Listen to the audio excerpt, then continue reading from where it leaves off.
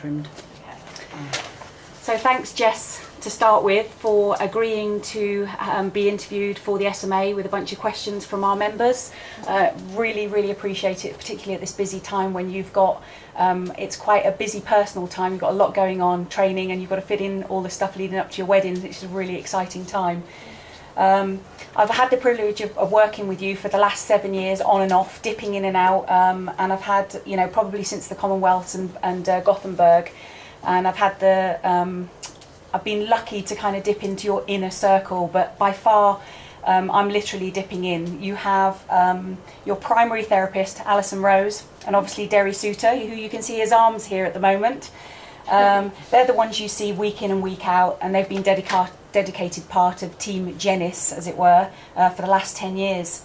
And they were with you on that heartbreaking day in 2008, just before Beijing, during Gotsits, when you not only had to pull out of Gotsits, but also the Beijing Olympics.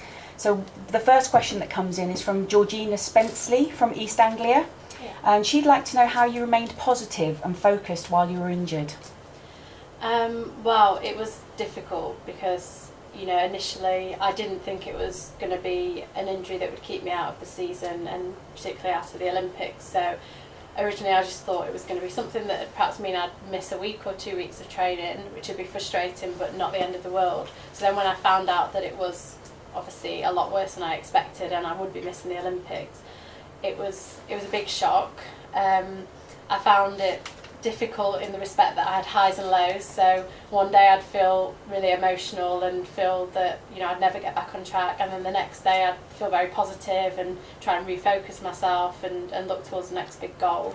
And then obviously having my family around me who just supported me emotionally, having Derry and Ali and Chell who put together a rehab programme so that I could kind of get back to where I needed to be. And obviously emotional support as well, and all those things and all those people around me kind of came together and helped me get back on track and do what I needed to do the following year, which was win the Worlds. Yeah, and you've been really blessed with the team that's around with you, been with you for a very, very long time, and they've been not only friends but, you know, also people that you work with. Yeah. I mentioned before that you've got this dedicated team that's been looking after your needs, and Mark Sterling leads on to that. He's from Rotherham, and he asks, at what stage in your career did you begin using sports massage therapists? Quite early on, to be honest. My coach Tony was a big part of that, and he knew how important it was, obviously doing the heptathlon, how much stress and strain you put through your body, and the importance of being able to flush your muscles through, having the physio checks to make sure that everything's in alignment, because although you might feel like, you know, you're feeling good, things are going well, there might be something slightly out of balance, a muscle slightly tighter than it should be, and then it, you know, can result in an injury. So I kind of started seeing Alison Rose from a very young age, then introduced to Derry, and, you know, had treatment like this ever since. It's been really, really important in allowing me to train as hard as I need to train, but obviously allow me to compete at the top level as well. Fantastic. And Jo Seeler from Leicester, she'd like to know how often you have treatment and what impact do you think that they have with regards to how you feel physically and emotional during training and competition? Well, I have soft tissue with Derry twice a week, and I see Alison for physio once a week. And normally, you know, there's not problems. It's just a check, making sure that everything's where it needs to be, a flush to make sure that, you know, there's no residual tightness from the training that I'm doing. So yeah, that's kind of the treatment that I have. And it's important in competition. It does make you feel confident to go out there and run at the speeds that you need to, and do the jumping and the throwing that you need to do, knowing that everything is kind of where it needs to be. Is that because the people that are taking care of you, you know that they trust you you trust them implicitly, and they know your body so well Yeah. that you can just, if they say, you know, they're going to say you're okay, you know you're okay? Yeah, definitely. It does give you that confidence because, you know, before a major competition, to have Derry and Ali there, to have done a check, to say everything's where it needs to be, you're in great shape, go out and do what you need to do. That's just the final kind of piece of the puzzle that you need to go out and compete well. Perfect. And David McFall from Brecon goes on to ask how your post-activity recovery strategies are selected and managed. Is it Tony who decides massage on Monday, foam rollering on Tuesday, or do you have complete control? It's a bit of both really. So Tony puts in the days and suggests the best times for treatment with Derry and Ali relating to my training programme. So, you know, Sunday's a heavy day, Monday's a heavy day, so I see Derry at the end of Monday. Then I see Ali on a Tuesday and she just checks everything, and then Derry again at the end of the week. So it's planned in with my programme by Tony. And then if I've got any issues or I feel tight somewhere or something's not quite right, then obviously I would give Derry a ring or speak to Alison and book in an extra appointment. So it's a bit of both really, just kind of me listening to my body and Tony working off our programme. Okay, and when it comes to like the latest research on recovery strategies, do they share that with you? Do you kind of look into those things, or do they actually come to you and say that this and introduce it slowly to you? Well, I stick with what's worked best for me in previous years in training and competition. And obviously Derry and Ali know my body so well, we kind of stick with what we know works best. But you know, Alison's always furthering her knowledge within physio and finding new techniques to, you know, whether it's visceral stuff that she works on or different things like that. So we're always kind of looking at different things.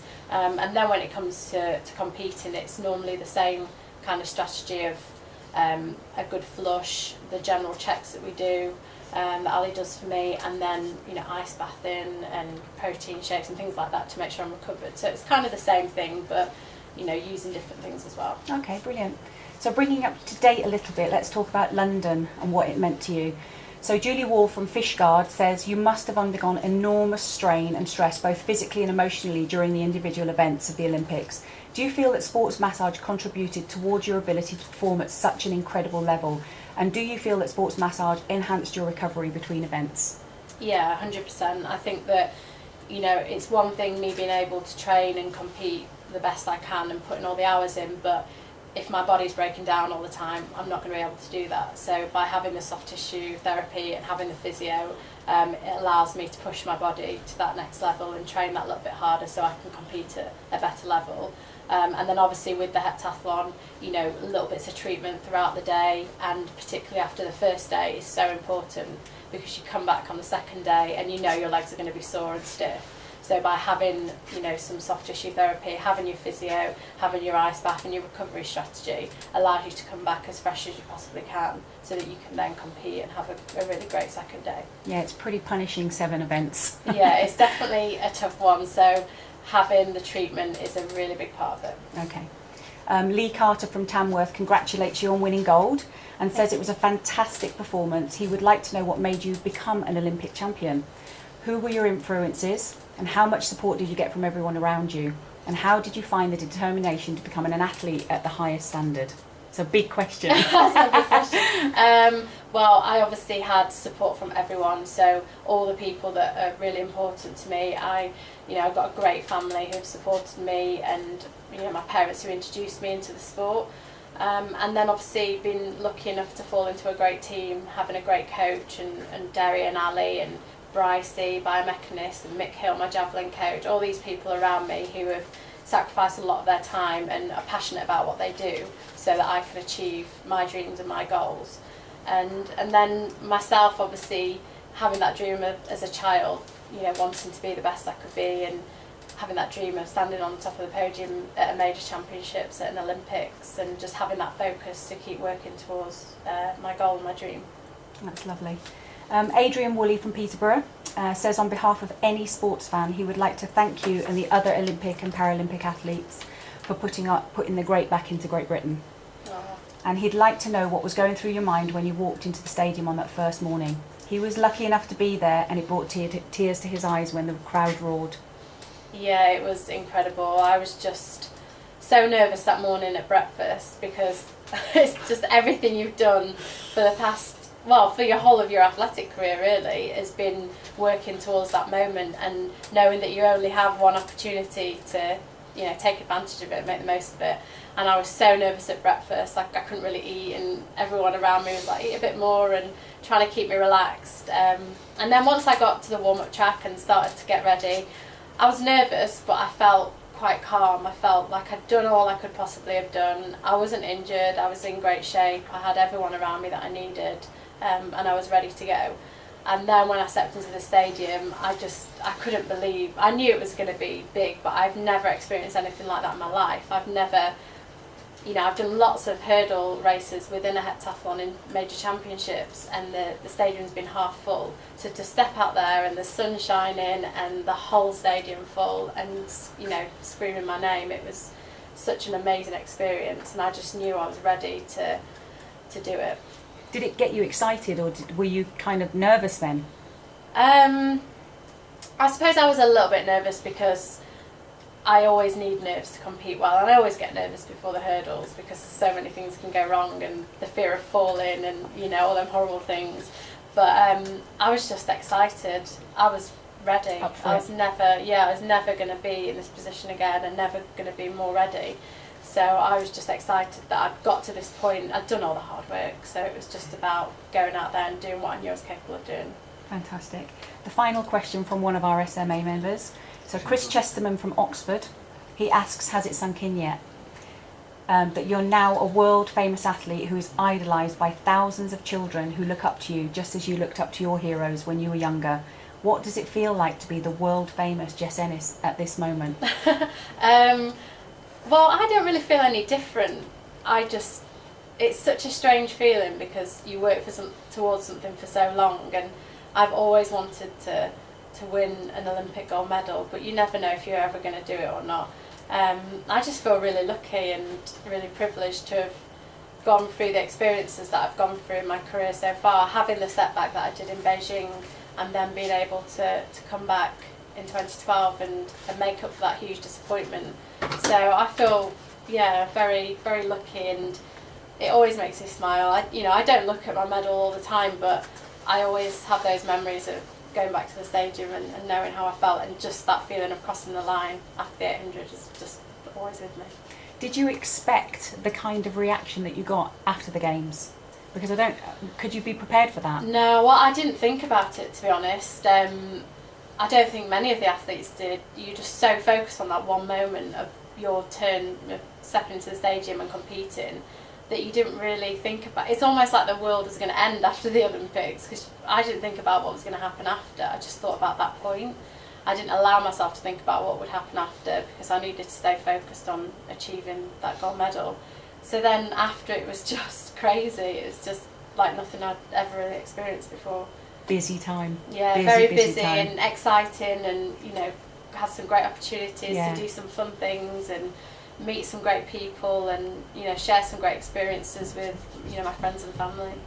And as this is obviously we're coming to a close now, because you've got to get on with your important treatment.